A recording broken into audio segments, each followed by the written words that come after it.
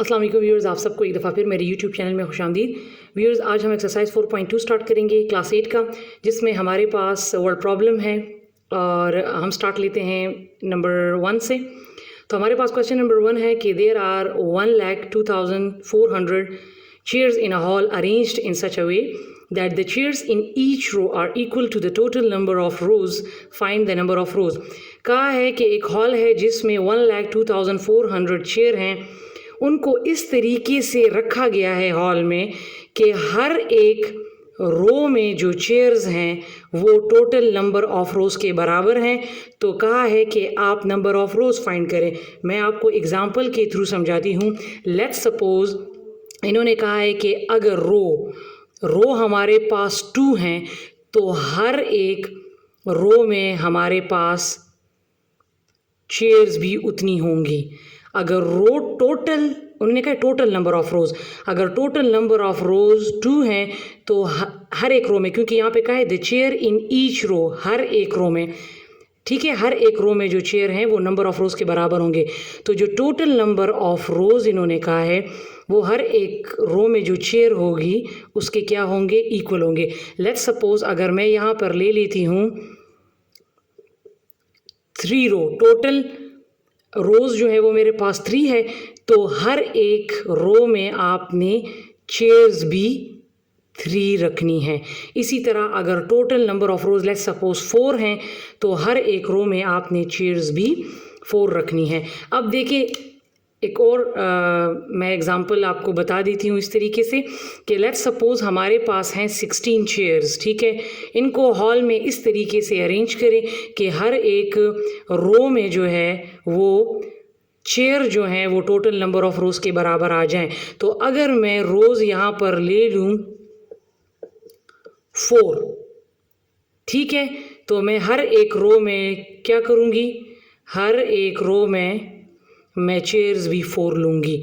तो ये total number of rows chair in each row क्या हो जाएगा, इक्वल हो जाएगा। तो अगर आप इसको ले लें,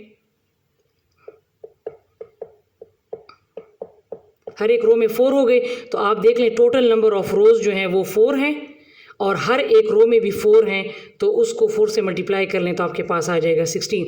लेट्स सपोज़ अगर आपके पास 25 चेयर्स हैं तो 25 किस चीज़ का स्क्वायर बनता है, 5 का, ठीक है, मीन 5 मल्टीप्लाई बाय 5, तो 5 टोटल रोज़ होंगे और हर एक रो में 5 चेयर्स होंगे। इसी तरह 36 किस चीज़ का स्क्वायर बनता है, 6 का, मीन 6 मल्टीप्लाई बाय 6, तो टोटल रोज़ 6 होंगे नंबर ऑफ़ रोज़ और हर एक रो में 6 चेयर्स होंगी। अब चूँकि यहाँ पर 1,02,400 चेयर्स हैं, ये नंबर बड़ा है, तो सिंपल इज़ दैट कि जब हमें इसका स्क्वायर मालूम नहीं है कि किस चीज़ का स्क्वायर बनता है, ठीक है, तो जब हम इसका स्क्वायर रूट फाइंड कर लेंगे तो हमारे पास जो नंबर आ जाएगा वो जो होंगे वो हमारे पास नंबर ऑफ़ रोज़ आ जाएंगे। तो हमें पता लग जाएगा कि अगर इतने नंबर ऑफ़ रोज़ हैं तो हर एक रो में हमने चेयर्स भी इतनी रखनी है, ठीक है। तो अब हम चलते हैं अपने क्वेश्चन को सॉल्व करने की तरफ, ठीक है। हम स्टेटमेंट लिखेंगे। हमारे पास गिवन है नंबर ऑफ चेयर्स जो कि हैं 1,02,400, ठीक है। फिर इन्होंने हमें दिया हुआ है कि नंबर ऑफ चेयर्स जो हैं, ठीक है, number of chairs in each row, ये हमारे पास इक्वल हैं नंबर ऑफ रोज़ के, ये हमारे पास, ठीक है, ये हमारे पास गिवन है। अब रिक्वायर्ड हमें मालूम क्या करना है, नंबर ऑफ रोज़ हमें फाइंड करना है। तो हम क्या करेंगे, ठीक है, हम क्या करेंगे कि हम इसका, ये नंबर ऑफ़ रिक्वायर्ड है, नंबर ऑफ़ रोज़, हम ये नंबर ऑफ़ रोज़ फाइंड करेंगे तो हमें जो नंबर दिया है, ये चेयर्स जो टोटल दिए हैं, हम इसका ले लेंगे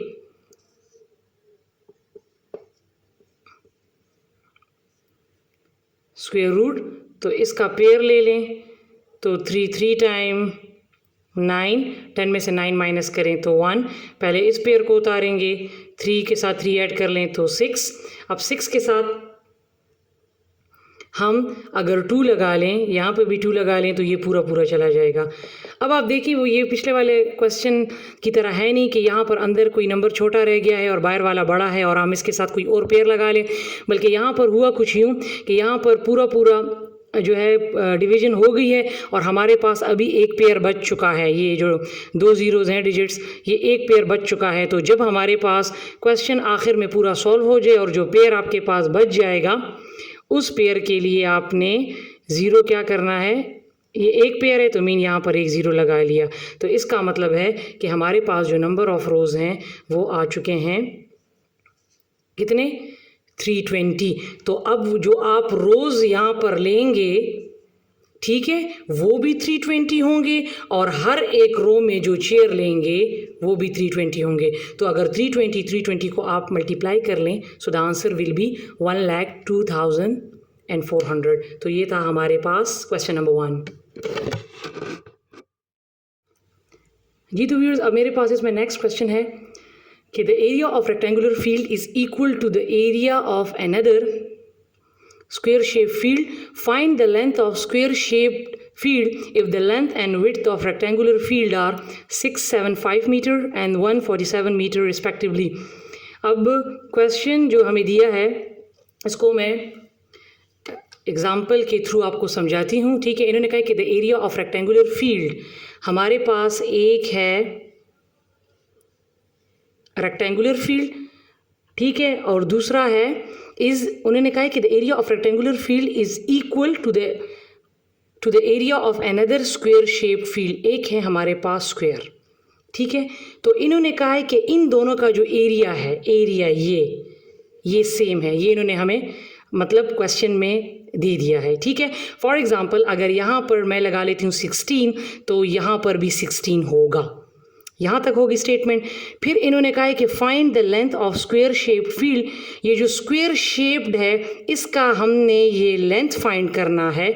if the length and width of rectangular field are 675 and 147 respectively. अगर आपके पास रेक्टेंगुलर फील्ड का जो लेंथ है, दिस इज़ लेंथ, ठीक है, ये है 675 एंड दिस इज़ विड्थ, ये है 147 रिस्पेक्टिवली। का मतलब है कि आपको जो दो नेम्स बीच में दिए होते हैं तो फर्स्ट वाले नेम के साथ ये फर्स्ट वाला नंबर होगा और सेकंड वाले नेम के साथ ये सेकंड नंबर होगा। ये रिस्पेक्टिवली इसलिए यूज़ करते हैं, ठीक है। अब हमने क्या करना है, अब ये इसमें देखें हमारे पास लेंथ और विड्थ जो है वो गिवन है। हम इसके थ्रू जो है पहले हम एरिया फाइंड करेंगे। तो जब हमारे पास एरिया आ जाएगा तो इसका मतलब होगा कि यहाँ पर अगर एरिया आ चुका है तो इसका मतलब होगा कि यही वाला एरिया इसका भी होगा। फिर हम क्या करेंगे, नेक्स्ट स्टेप में फिर हम लेंथ फाइंड करेंगे, ठीक है। तो सबसे पहले हम क्या करेंगे, हम एरिया फाइंड करेंगे। एरिया हम किस चीज़ का फाइंड करेंगे, रेक्टेंगुलर शेप का। वो इसलिए क्योंकि हमारे पास इन दोनों का जो है वो इसका लेंथ और विड्थ गिवन है। तो हम पहले क्या करेंगे कि हम यहाँ पर लिख लेंगे, अब इसको सॉल्यूशन की तरफ चलते हैं कि हमारे पास लेंथ ऑफ REC लिख लूँगी, ठीक है। रेक्टेंगुलर फील्ड वो हमारे पास है 675 मीटर और फिर विड्थ ऑफ रेक्टेंगुलर फील्ड वो है 147 मीटर, ठीक है। हम पहले इसका एरिया फाइंड कर लेंगे। एरिया ऑफ रेक्टेंगल का फॉर्मूला है लेंथ मल्टीप्लाई बाय विड्थ। तो लेंथ हमारे पास है 675 और विड्थ है 147, ठीक है। तो जब इन दोनों को मल्टीप्लाई कर लेंगे, यहाँ इसके साथ m भी डाल लें, तो ये हमारे पास आ जाएगा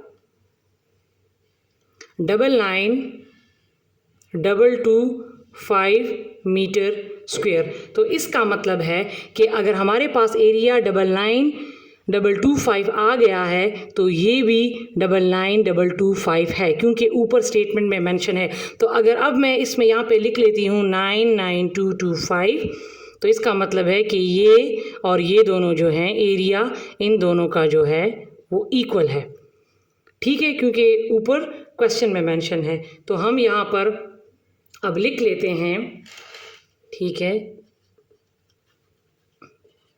as we know the area of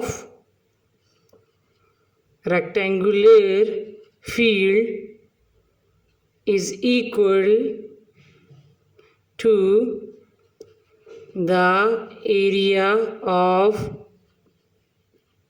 square field. ठीक है, ये मेंशन है. So area of square field वो हमारे पास कितना आ गया, 99225 मीटर. ठीक है, ये आ गया. ठीक है, so area of square field हमारे पास कितना आ गया, 99225 मीटर स्क्वायर. अच्छा, तो व्यूअर्स अब हम लेंथ फाइंड करेंगे स्क्वायर का. तो हमारे पास लेंथ ऑफ स्क्वायर या length of each side of square का जो फार्मूला है वो है √a. तो हमारे पास एरिया कितना आ गया था, वो था 99225. इसका हम अब स्क्वायर रूट ले लेंगे. 99225 इसके पेयर बना लें, ये अकेला रह गया तो 3 टाइम 9. ठीक है, अब हमने पहला पेयर उतार लेना है, इसके साथ 3 को ऐड कर लें तो ये आ जाएगा 6. इसके साथ 1 को मल्टीप्लाई कर लें, 1 को रखें और 1 को मल्टीप्लाई करें तो ये आ जाएगा 61.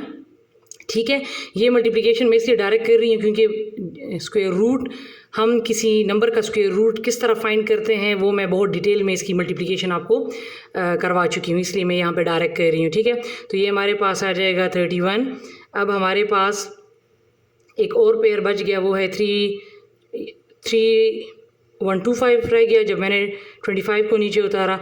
अब इस राइट साइड पे 1 है, इसके साथ 1 ऐड करूँगी तो ये आ जाएगा 62. अब 62 के साथ हम 5 रखें और 5 मल्टीप्लाई करें तो ये हमारे पास आ जाएगा 3125. तो लिहाजा हमारे पास जो लेंथ आ गया है वो है यहाँ पर 315. ठीक है, सही है. तो इन दोनों को मल्टीप्लाई किया तो ये आ गया. अब यहाँ पर भी 315. तो जब इन दोनों का स्क्वायर लेंगे, ये इन दोनों को मल्टीप्लाई करेंगे तो ये आ जाएगा 99225. तो ये था हमारे पास क्वेश्चन नंबर 2.